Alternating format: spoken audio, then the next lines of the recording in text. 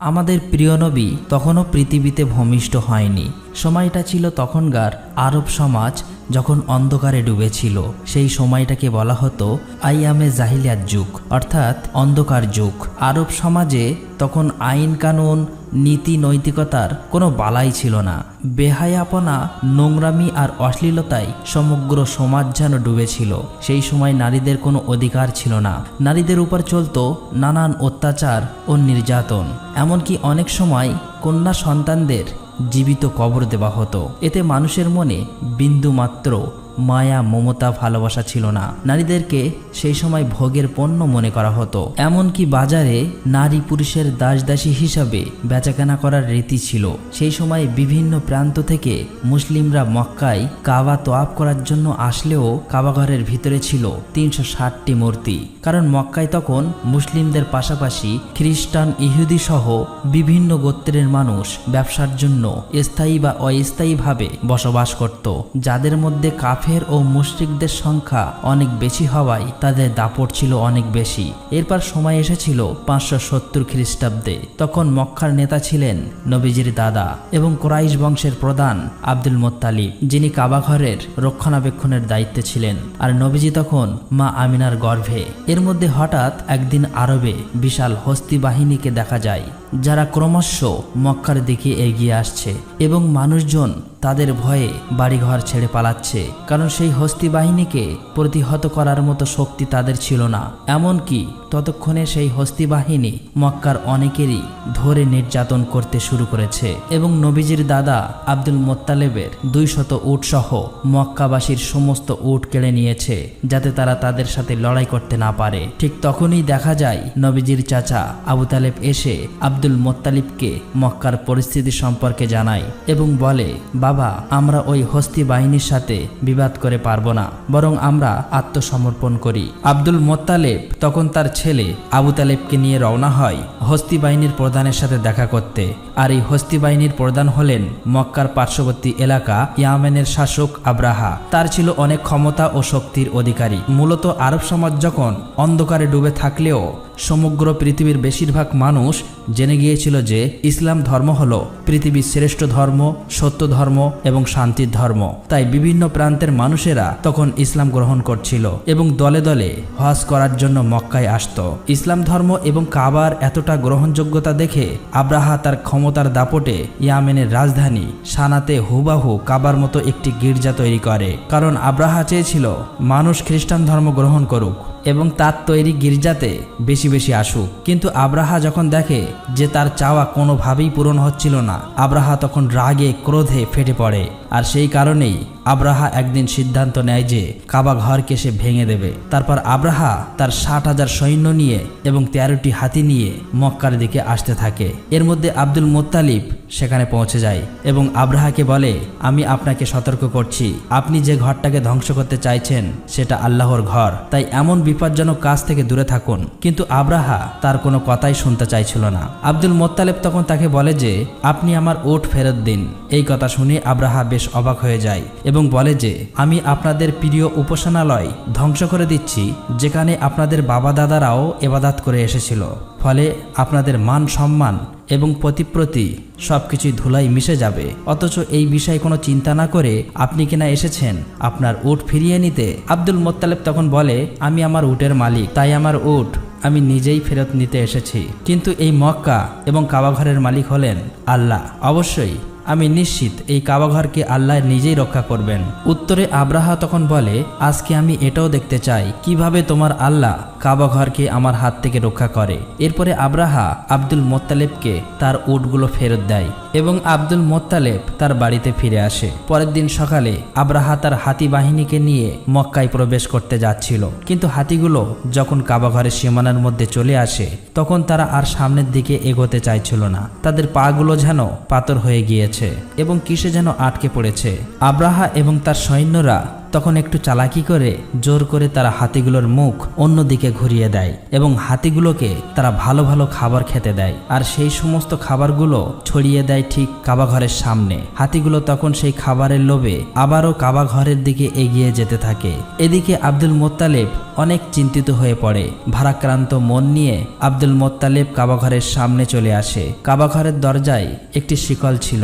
আব্দুল মোত্তালেব সেই শিকলটিকে শক্ত করে চেপে ধরে আর কাবা ঘরের দরজার উপর মাথা রাখে। এরপর মহান আল্লাহ তাআলার কাছে দোয়া করে বলে, হে আল্লাহ, এই ঘর তোমার আর এই ঘরকে রক্ষা করার দায়িত্ব তোমার। আমরা তো শুধুমাত্র তোমার গোলাম, তোমারই বান্দা। আমাদের পক্ষে আর কিছুই করার সম্ভব হচ্ছে না। এখন এই ঘরকে তুমি রক্ষা করো। কথাগুলো বলতে বলতে তার চোখ দিয়ে অশ্রু গড়িয়ে পড়ছিল। কিন্তু ঠিক তখনই আকাশ থেকে আব্দুল মোত্তালেব একটা আওয়াজ শুনতে পায়। তাই সে ধীরে ধীরে সামনের দিকে এগিয়ে আসে। ঠিক তখনই তিনি দেখতে পায় আকাশ থেকে শত শত আবাবিল পাখি ধেয়ে আসছে মক্কার দিকে। আব্দুল মোত্তালেব এক দৃষ্টিতে পাখিগুলোর দিকে তাকিয়েছিল আর মনে মনে ভাবছিল, এটাই হয়তো আল্লাহর কাছ থেকে প্রেরিত রহমত, যেটা আজ কাবা ঘরকে রক্ষা করবে। তা না হলে এত আবাবিল পাখি কেন এখানে আসছে? আবার প্রতিটি পাখির কাছে 3টি করে পাথর ছিল। একটি পাথর ছিল তাদের মুখে আর বাকি 2টি পাথর ছিল তাদের পায়ে।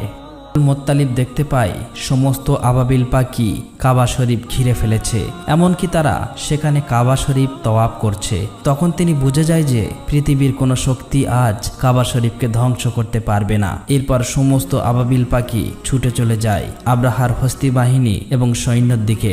আব্রাহার সৈন্য বাহিনীরা আবাবিল পাখিগুলি দেখে অনেক ভয় পেয়ে যায়। তারা তখন সেখান থেকে পালিয়ে যাবার চেষ্টা করে, কিন্তু ততক্ষণে সমস্ত আবাবিল পাখি তাদের সঙ্গে থাকা পাথরগুলো আব্রাহার হস্তি বাহিনী এবং সৈন্যদের উপর পাথরগুলো বৃষ্টির মতো ফেলতে থাকে। ফলে দেখা যায় প্রতিটি পাথর সৈন্যদের শরীর ভেদ করে ঢুকে যাচ্ছে। এতে মুহূর্তের মধ্যে সকল সৈন্যরা মারা যায়, এমনকি আব্রাহা এখানেই মারা গিয়েছিল। আল্লাহ তাআলা এই কাফেরদেরকে ধ্বংস করে দেয়। মহান আল্লাহ রাব্বুল আলামিনের কুদরতের মাধ্যমে এই ছোট ছোট পাথর দিয়ে ধ্বংস হয়েছিল 60,000 সৈন্য এবং 13টি হাতি। এমনকি এই ঘটনার বর্ণনা দেওয়া হয়েছে পবিত্র কোরআনে সূরা আল ফিলে, যেখানে বলা হয়েছে, তুমি কি দেখোনি তোমার প্রতিপালক কাবাঘর ধ্বংস করতে আসা হস্তি বাহিনীর সাথে কিরূপ আচরণ করেছিল? তিনি কি তাদের চক্রান্ত নাশাত করে দেননি? তিনি তাদের বিরুদ্ধে পাঠিয়েছিলেন ঝাঁকে ঝাঁকে আবাবিল পাখি। তারা ওই হস্তি বাহিনীর উপর ছোট্ট ছোট্ট পাথর নিক্ষেপ করেছিল। অতঃপর ওই হস্তি বাহিনী পরিণত হয়েছিল ভক্ষিত ভূষির ন্যায়। আর এভাবেই ওই দিন কাবাঘর রক্ষা করেছিল মহান আল্লাহ তাআলা। এই ঘটনার পর প্রায় 2 মাস কেটে যায়। এরপর আমরা একটি রাতের ঘটনা দেখতে পাই। মক্কাবাসীরা সেদিন নিজ নিজ কাজে ব্যস্ত ছিল। নবীজির দাদা আব্দুল মোত্তালিব সেদিন রাত্রে কাবা শরীফের ছাদের উপর দাঁড়িয়েছিল। হঠাৎ করে সেদিন আকাশে তিনি প্রজ্বলিত আলো দেখতে পায়, যেটা আরব থেকে পূর্ব অঞ্চল সহ সমগ্র বিশ্ব ছড়িয়ে পড়ে। আলোটিকে দেখে আব্দুল মোত্তালিব অনেক অবাক হয়ে যায়। এরপর তিনি দৌড়ে নিচে চলে আসে। এখানে তিনি দেখেন যে কাবা শরীফের ভিতরে বিভিন্ন পূজারীদের রাখা 360টি যে মূর্তি ছিল সেগুলি সব আপনা আপনি ভেঙে পড়ছে।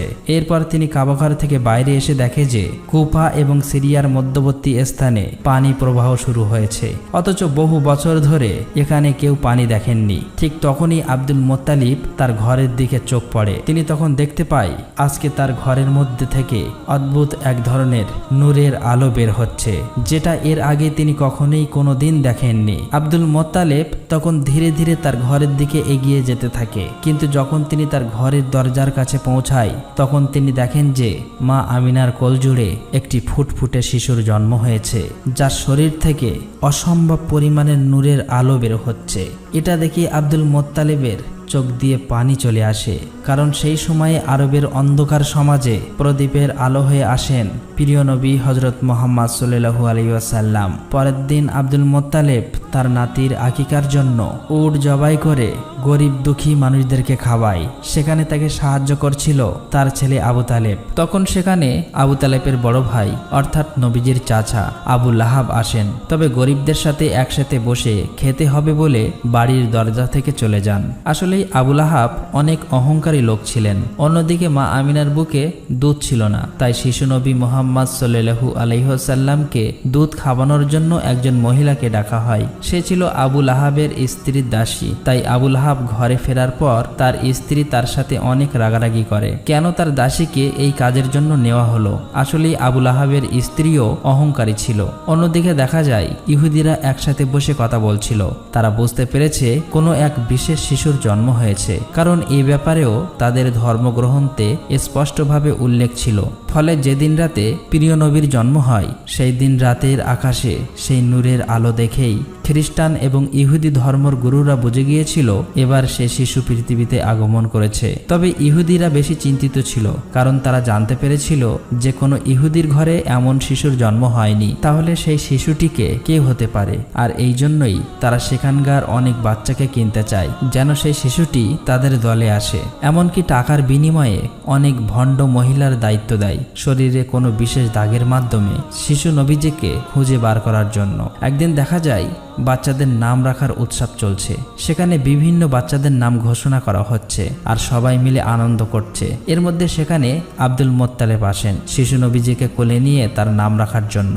আব্দুল মোত্তালেব প্রথমে সেই কালো পাথরে হাত রাখেন, তখনই দেখা যায় কাবার সেই দরজার হাতলটি দরজায় বাড়ি মারছিল আর শিশু নবীর শরীর থেকে নূরের আলো বের হচ্ছিল। আব্দুল মোত্তালেব তখন সবার সামনে জনসম্মুখে শিশুটির নাম ঘোষণা করেন মুহাম্মদ। এটা শুনে সেখানে থাকা বিভিন্ন গোত্রের মানুষেরা বলতে থাকে যে এটা আবার কি নাম, এটা তো আমাদের কোনো দেবদেবীর নামের সাথে মেলে না। আসলেই তারা আগে কখনোই মোহাম্মদ নামটি শোনেনি, তাই সেখানে থাকা মানুষগুলো এটা নিয়ে বলাবলি করছিল। তখন সেখানে আবু তালেব সবার সামনে এসে বলে, হে লোক সকল, তোমরা থামো, এই শিশুটির নাম রাখা হয়ে গিয়েছে আর তোমরা কখনোই তা পরিবর্তন করতে পারবে না। এই বলে তিনি সবাইকে থামিয়ে দেন এবং সবাই তার স্বাচ্ছন্দ্যে মেনে নেন। এরপর দেখা যায় আবুল আহাব তার স্ত্রীর সেই দাসীকে ফেরত নিতে এসেছে, যে শিশু নবীকে প্রথমবার দুধ পান করিয়েছিল। ফলে ক্ষুধার্ত নবীজি আর দুধ পান করতে পারছে না। এ নিয়ে আব্দুল মোত্তালেব সরাসরি আবুল আহাবের কাছে আসে এবং এর কারণ জানতে চায়।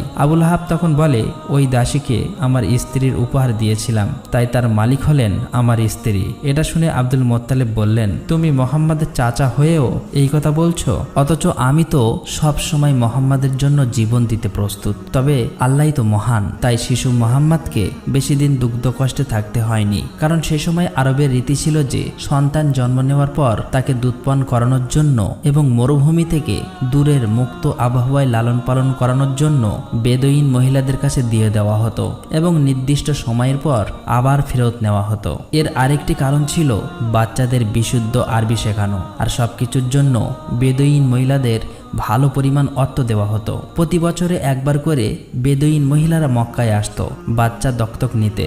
এবারেও অনেক দম্পতি মক্কায় এসেছে।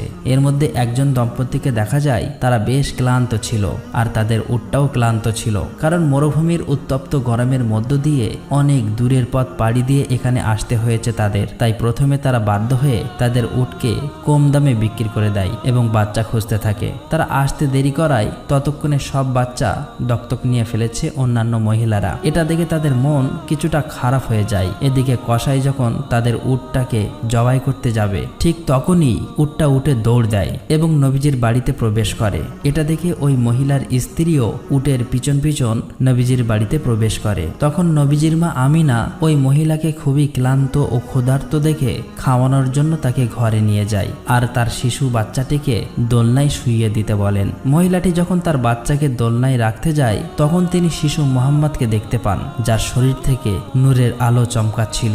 সেই মহিলা তখন নবীজিকে কোলে তুলে নেন এবং তাকে ক্ষুধার্ত দেখে নিজের দুধ পান করান। আর এই মহিলাই ছিলেন নবীজির দুদুমা হালিমা।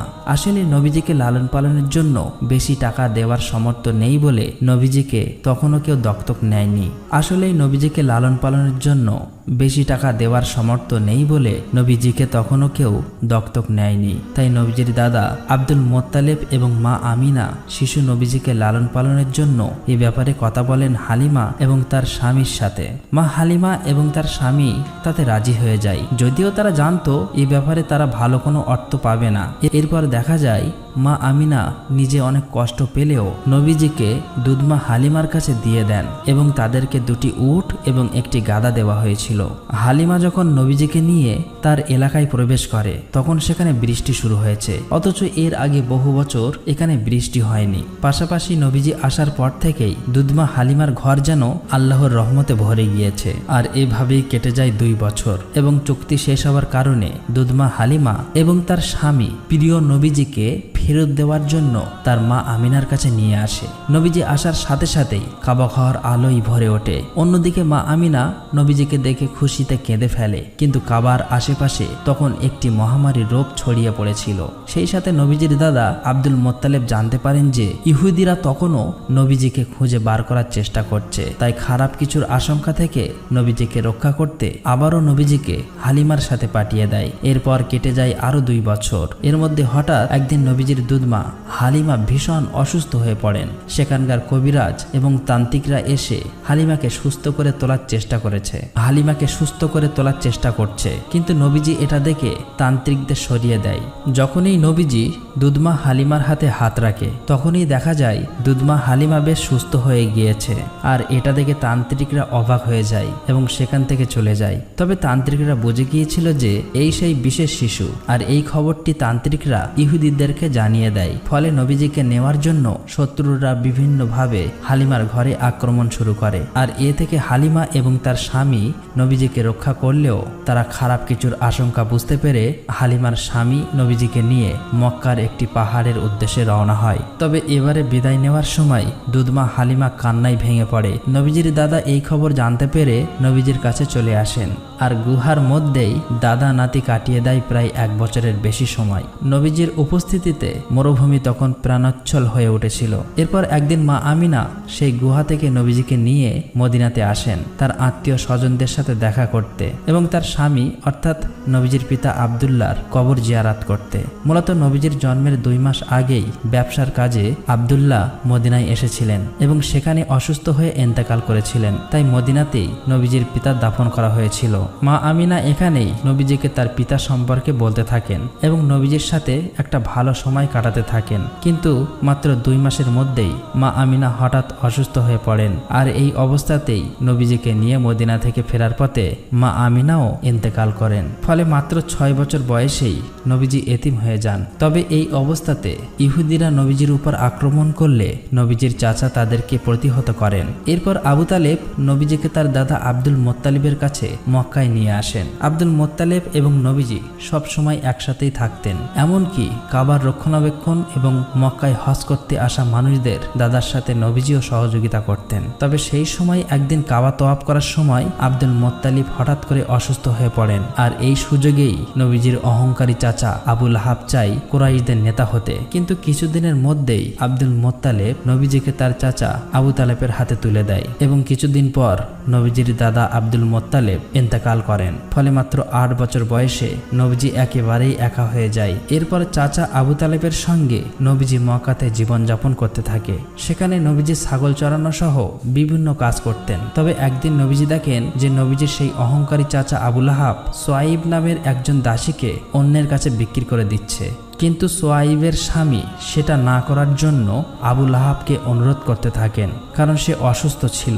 উত্তরে আবু লাহাব বলেন, আমার পাওনা অর্থ ফেরত দিয়ে দিলে আমি তাকে আর বিক্রি করব না। তখন পাশে দাঁড়িয়ে থাকা নবীজি চাচা আবু লাহাবকে বললেন, সোয়াইবকে আপনি ছেড়ে দিন আর আমি নিজেই আপনার অর্থ ফেরত দেব। নবীজির এই মহানুভবের কারণে সোয়াইব সেদিন ছাড়া পেয়ে যায়। মূলত সোয়াইব ছিলেন সেই মহিলা যিনি নবীজিকে সর্বপ্রথম দুধ পান করিয়েছিলেন। এরপর আরেকদিন নবীজি দেখেন যে একজন লোক তার কন্যা সন্তানকে জীবন্ত কবর দিতে যাচ্ছে। আর সেই সময় লোকটির স্ত্রী তার স্বামীর পায়ে ধরে কান্না করে এটি না করার জন্য অনুরোধ করছে। নবীজি তখন শিশু বাচ্চাটিকে কোলে নিয়ে লোকটির কাছে আসে এবং লোকটিকে বোঝান যে কন্যা সন্তান হলো পিতামাতার জন্য রহমত স্বরূপ। নবীজির কথা শুনে লোকটির মন মায়া মমতায় ভরে ওঠে এবং তার কন্যা সন্তানকে নিজেই কোলে নিয়ে নেয়। এভাবেই দেখতে দেখতে নবীজির বয়স হয়ে যায় 12 বছর। এদিকে তার চাচা আবু তালেব যেহেতু ব্যবসায়ী ছিলেন, তাই আরবের নিয়ম অনুযায়ী প্রতি বছরেই একবার সিরিয়া সফরে যেতেন। তখন নবীজিও বায়না ধরলেন তার চাচার সাথে এবারও সিরিয়া সফরে যাবেন। যাত্রা শুরু করার পর প্রতিমধ্যেই বসরা নামের একটি জায়গায় তারা তাঁবু ফেলেন। আর সেই শহরেই একটি গির্জায় ইহুদিদের একজন ধর্মগুরু ছিলেন, যিনি নবীজি এবং তার চাচা আবু তালেব সহ কাফেলার সমস্ত লোকের একটি দাওয়াত খাওয়ায়। এই সময় বালক মোহাম্মদকে দেখে বুঝতে পারেন যে তিনি হলেন শেষ এবং সর্বশ্রেষ্ঠ নবী। এটা যেমনি তাদের ধর্মগ্রন্থে লেখা ছিল, তেমনি তার অন্তর্দৃষ্টি থেকে দেখতে পেয়েছিলেন। এরপর তিনি আবু তালেবকে বলেন যে মোহাম্মদ এখন তোমার আশ্রয়ে আছে, তাই তোমার আরো বেশি সতর্ক হওয়া উচিত। এবং এটাও বলেন যে মোহাম্মদকে নিয়ে তোমার সিরিয়া যাওয়া উচিত হবে না, কারণ সেখানকার ইহুদিরা তাকে ক্ষতি করতে পারে। তাই আবু তালেব তার সিরিয়া যাওয়ার সিদ্ধান্ত বদলে আবারও মক্কার দিকে ফিরে আসতে শুরু করে। তবে প্রতিমধ্যেই তারা সেই ইহুদিকে আহত অবস্থায় দেখতে পায়, যে কিনা বারবার মুহাম্মদ সাল্লাল্লাহু আলাইহি সাল্লামকে ক্ষতি করতে চেয়েছিল। নবীজি তখন তার ঘোড়া থেকে নেমে সেই ইহুদির মুখে পানি তুলে দেয় আর তাকে সমুদ্রের একটি জায়গায় নিয়ে আসেন। সেখানে নবীজি দেখতে পান যে একটি মূর্তির সাথে শিকল দিয়ে একটি মহিলাও দুটি বাচ্চাকে বেঁধে রাখা হয়েছে কুরবানি দেওয়ার জন্য। আর অন্যদিকে সেখানকার জেলে সম্প্রদায়রা পূজা করছে যেন তাদের দেবতা এই কুরবানি কবুল করে এবং জেলেদেরকে প্রচুর ধনসম্পদ দান করেন। কিন্তু প্রিয় নবী হযরত মুহাম্মদ সাল্লাল্লাহু আলাইহি সাল্লাম সেটা দেখে সেই মহিলা ও বাচ্চাদের শেকল খুলে দিতে লাগলে সেখানকার জেলেরা নবীজিকে থামাতে যায়। আর ঠিক তখনই সমুদ্রের ঢেউ এমন ভাবে ওঠে যে সেই মূর্তি ভেঙে পড়ে এবং সেখানকার পূজারীরা ঘরের ভিতরে চলে যায়। কিছুক্ষণ পরে সেই ঢেউ থামার পর দেখা যায় প্রচুর মাছ সমুদ্রের ধারে এসে জমা হয়েছে। এটা দেখে জেলেরা অবাক হয়ে যায় এবং দ্রুত সেই মাছগুলো ধরতে থাকে। আর দূর থেকে এইসব দেখে সেই ইহুদি লোকটি অবাক হয়ে যায়। আসলে আল্লাহ পাকের কাছে এটা নবীজির দোয়া ছিল। শেষ দৃশ্যে দেখা যায় আবু তালেব বৃদ্ধ হয়ে গিয়েছে আর তিনি কাবার সামনে দাঁড়িয়ে মক্কার সমস্ত লোককে আহ্বান করছে কোনো রকম দ্বন্দ্ব বিবাদ ছাড়া ইসলামের পথে ফিরে আসতে এবং শান্তিপূর্ণ জীবনযাপন করতে। কিন্তু তখনও সেখানকার কিছু নেতারা আবু তালেব এবং হযরত মুহাম্মদ সাল্লাল্লাহু আলাইহি সাল্লামকে মিথ্যা প্রমাণ করতে চায়। তবে মক্কার মানুষ ততদিন পরিষ্কার হয়ে গিয়েছিল হযরত মুহাম্মদ সাল্লাল্লাহু আলাইহি সাল্লাম হলেন শেষ নবী এবং সর্বশ্রেষ্ঠ নবী। তাই তার ধর্মই হলো সর্বশ্রেষ্ঠ এবং সত্য ও শান্তির ধর্ম।